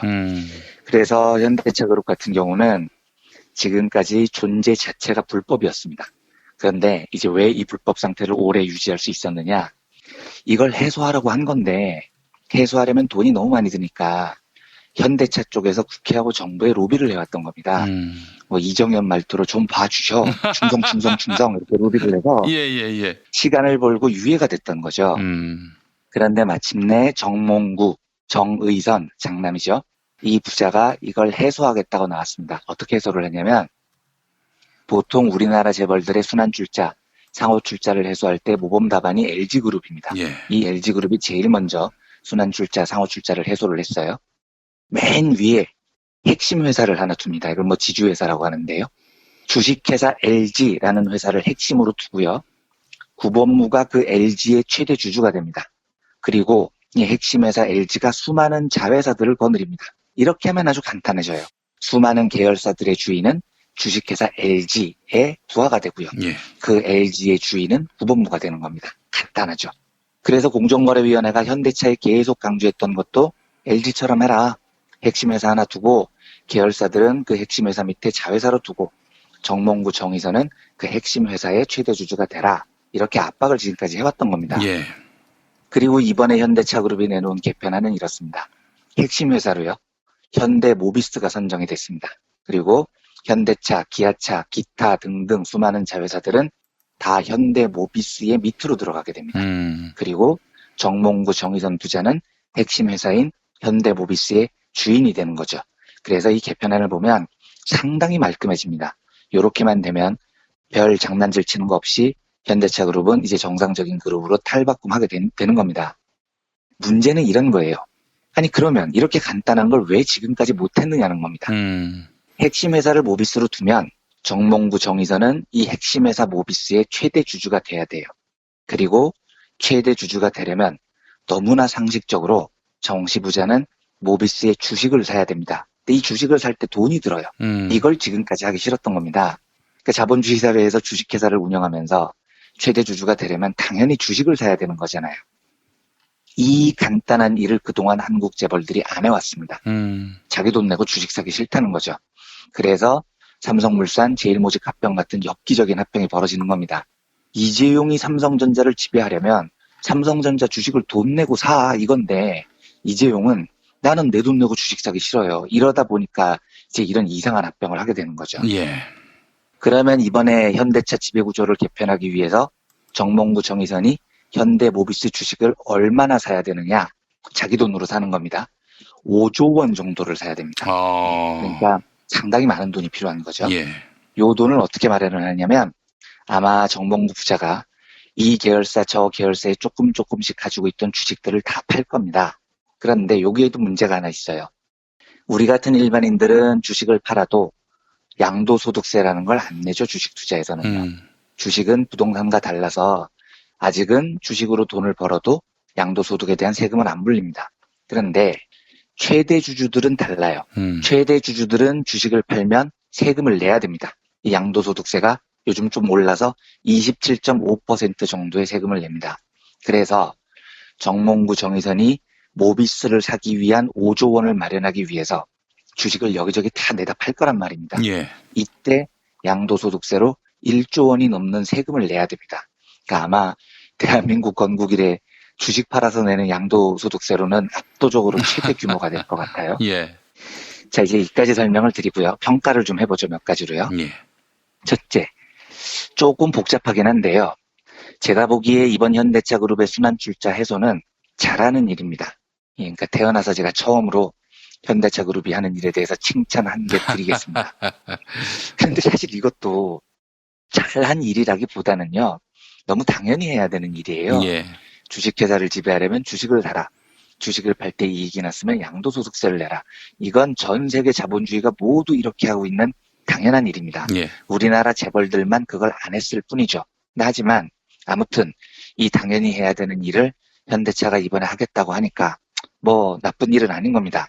이재용이 삼성물산 제일모직 합병 같은 엽기적인 일을 추진하면서 주식도 안 사고 세금도 안 내고 개판을 치는 바람에 이번에 정몽구 부자가 이 당연한 일은 왠지 비교적 상대적으로 잘한 것처럼 보이는 겁니다. 예. 하지만 뭐 아무튼 잘한 건 잘한 거니까 칭찬을 드리겠습니다. 둘째로 그래서 정몽구 일가는 이번에 1조 원이 넘는 양도소득세를 내게 됩니다. 그런데 제가 보기에 이 1조 원이 넘는 세금은 자부심을 좀 가져도 좋을 것 같아요. 우리가 거둔 겁니다. 우리가요. 촛불혁명이 거둔 거예요. 그러니까 촛불혁명의 경제적 가치 이걸 계산을 해보면 최소한 1조 원은 이제 무조건 확보가 됐습니다. 무슨 말이냐면 현대차 그룹이 이번에 이렇게 비교적 상식적인 방법을 쓸 수밖에 없었던 이유가 있습니다.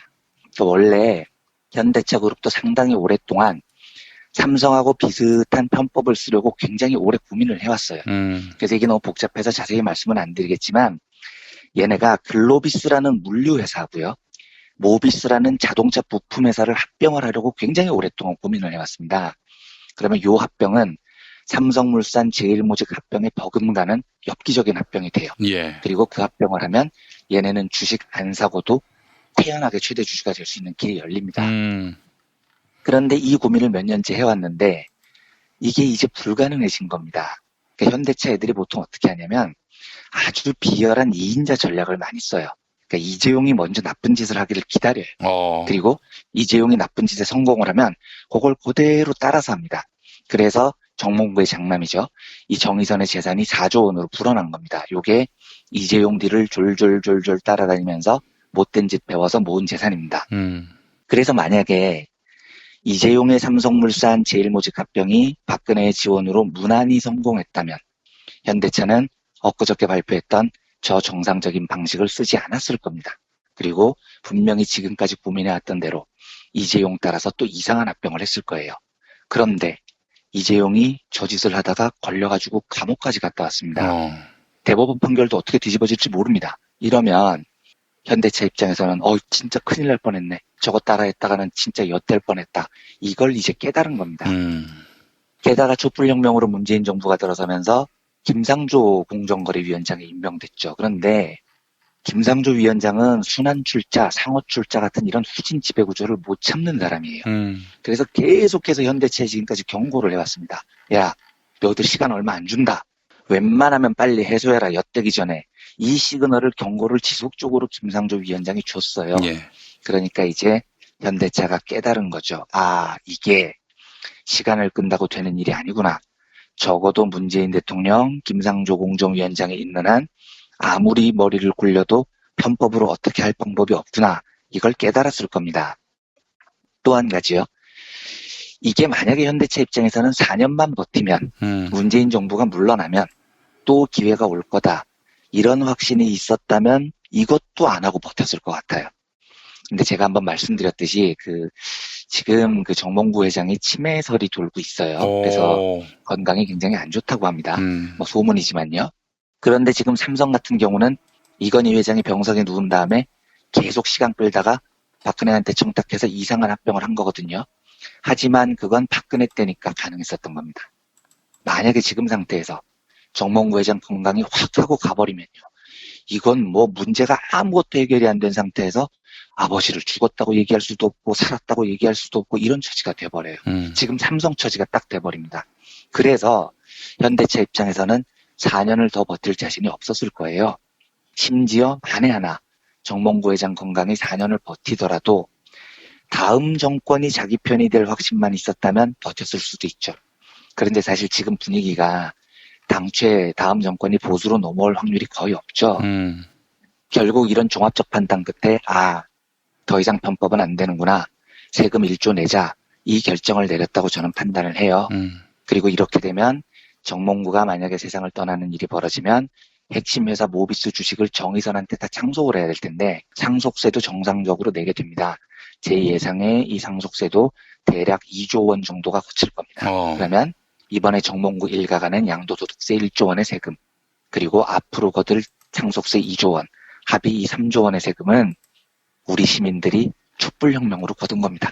촛불혁명으로 사회를 정상적으로 만들어서 벌어진 일인 거죠. 쟤들도 이제는 다른 방법이 없었던 겁니다. 마지막으로 한 가지만 더 첨가하겠습니다. 이번에 정몽구 일가가 5조 원 가까운 주식을 자기 돈을 내고 사야 한다고 말씀드렸죠. 이 절차는 잘 한 겁니다. 그런데 이 5조 원을 어떻게 마련하느냐? 말씀드렸듯이 여기저기 갖고 있던 주식 다 팔아서 마련을 할 거예요. 세금은 내고요. 그런데 우리가 잊지 말아야 될 게 있습니다.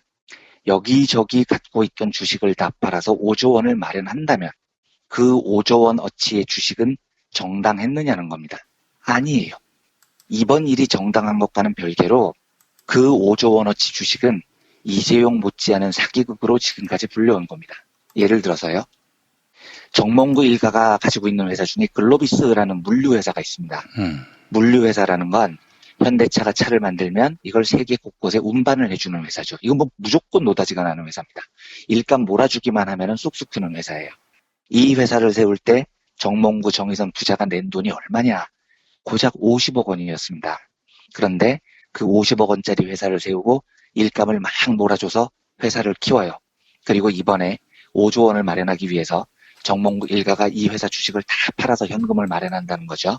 다 팔면 얼마가 나오는지 아십니까? 이 회사에서만 무려 2조 6천억 원이 나옵니다. 50억 원 투자하고요. 일감 몰아주기로 그걸 2조 6천억 원으로 불려놓은 겁니다. 다른 계열사 짜투리 주식 다 팔아서 돈을 마련한다. 전부 다 이런 식으로 일감 몰아주기로 자기들이 회사를 키워서 날로 먹은 돈들입니다. 이노션이라는 회사가 있어요. 이 현대차 그룹 계열의 광고 회사인데 이 회사도 날로 먹은 회사입니다. 당연히 현대차 광고는 전부 다 이 회사에게 몰아주겠죠. 그런데 이 이노션이라는 광고 회사를 세울 때 정몽구 장남 정의선이 투자를 해요. 얼마를 투자하느냐? 꼴랑 12억 원을 냅니다. 그리고 이 회사의 일감을 막 몰아줘서 키워요. 그리고 2015년에 회사 주식을 상장합니다. 이때 정의선 주식이 얼마로 불었느냐? 4천억으로 불었어요. 12억 원 된 게 10년 만에 4천억이 된 겁니다. 근데 이때 진짜 황당했던 건 당시 언론의 평가가 뭐였냐면요. 정의선 부회장이 일감 몰아주기를 통해 부를 축적했다는 세간의 여론을 의식해서 무리하지 않는 수준에서 이노션을 상장했다. 이런 보도가 나와요. 꼴랑 12억 내고 4천억으로 불렸는데 그걸 보고 언론이 뭐라고 평가해 주냐면 아유 왜 그렇게 작게 해먹으셨어요. 우리 정의선 부회장님 참 겸손하시다. 일감 더 몰아줬으면 한 1조 해드셨을 수 있을 텐데 부회장님이 너무 착하셔서 4천억에 마무리하시네요. 이러고 있다는 겁니다. 지금요.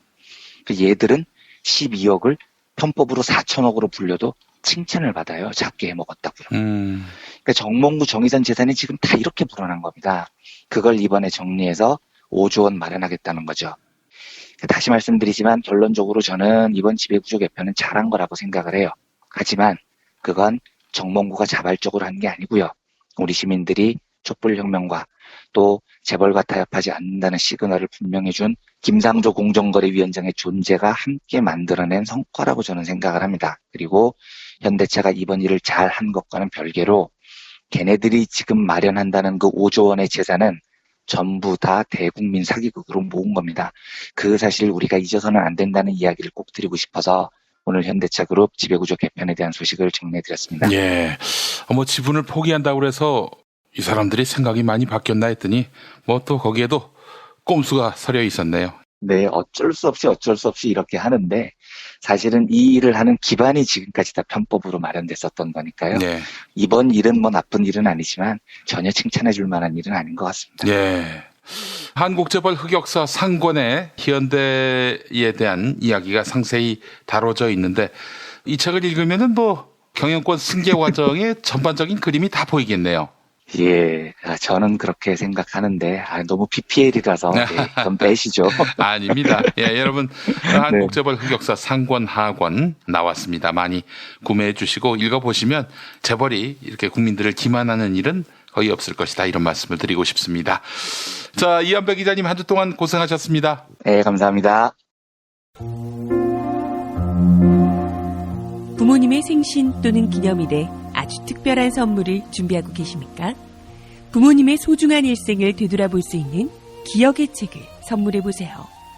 부모님의 어린 시절부터 젊은 시절, 그리고 노년에 이르기까지 그 누구보다 치열하게 살아온 삶의 여정을 한눈에 모아볼 수 있도록 최고 100장까지 들어가는 사진첩과 더불어 기자들이 직접 인터뷰를 통해 작성하는 생애사까지 더해져 오직 부모님만을 주인공으로 하는 세상에 다시 없을 고품격 기억의 책을 10년 노하우로 특별 제작해드립니다.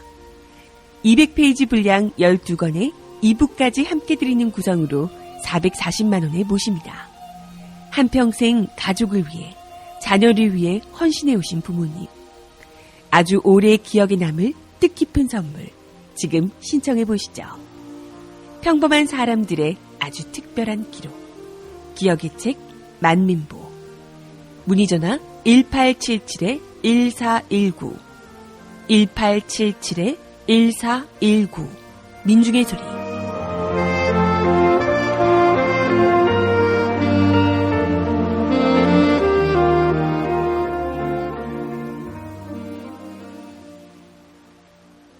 지금까지 김용민 브리핑, 이완배 기자의 경제의 속살, 주간방송 종합편과 함께 하셨습니다.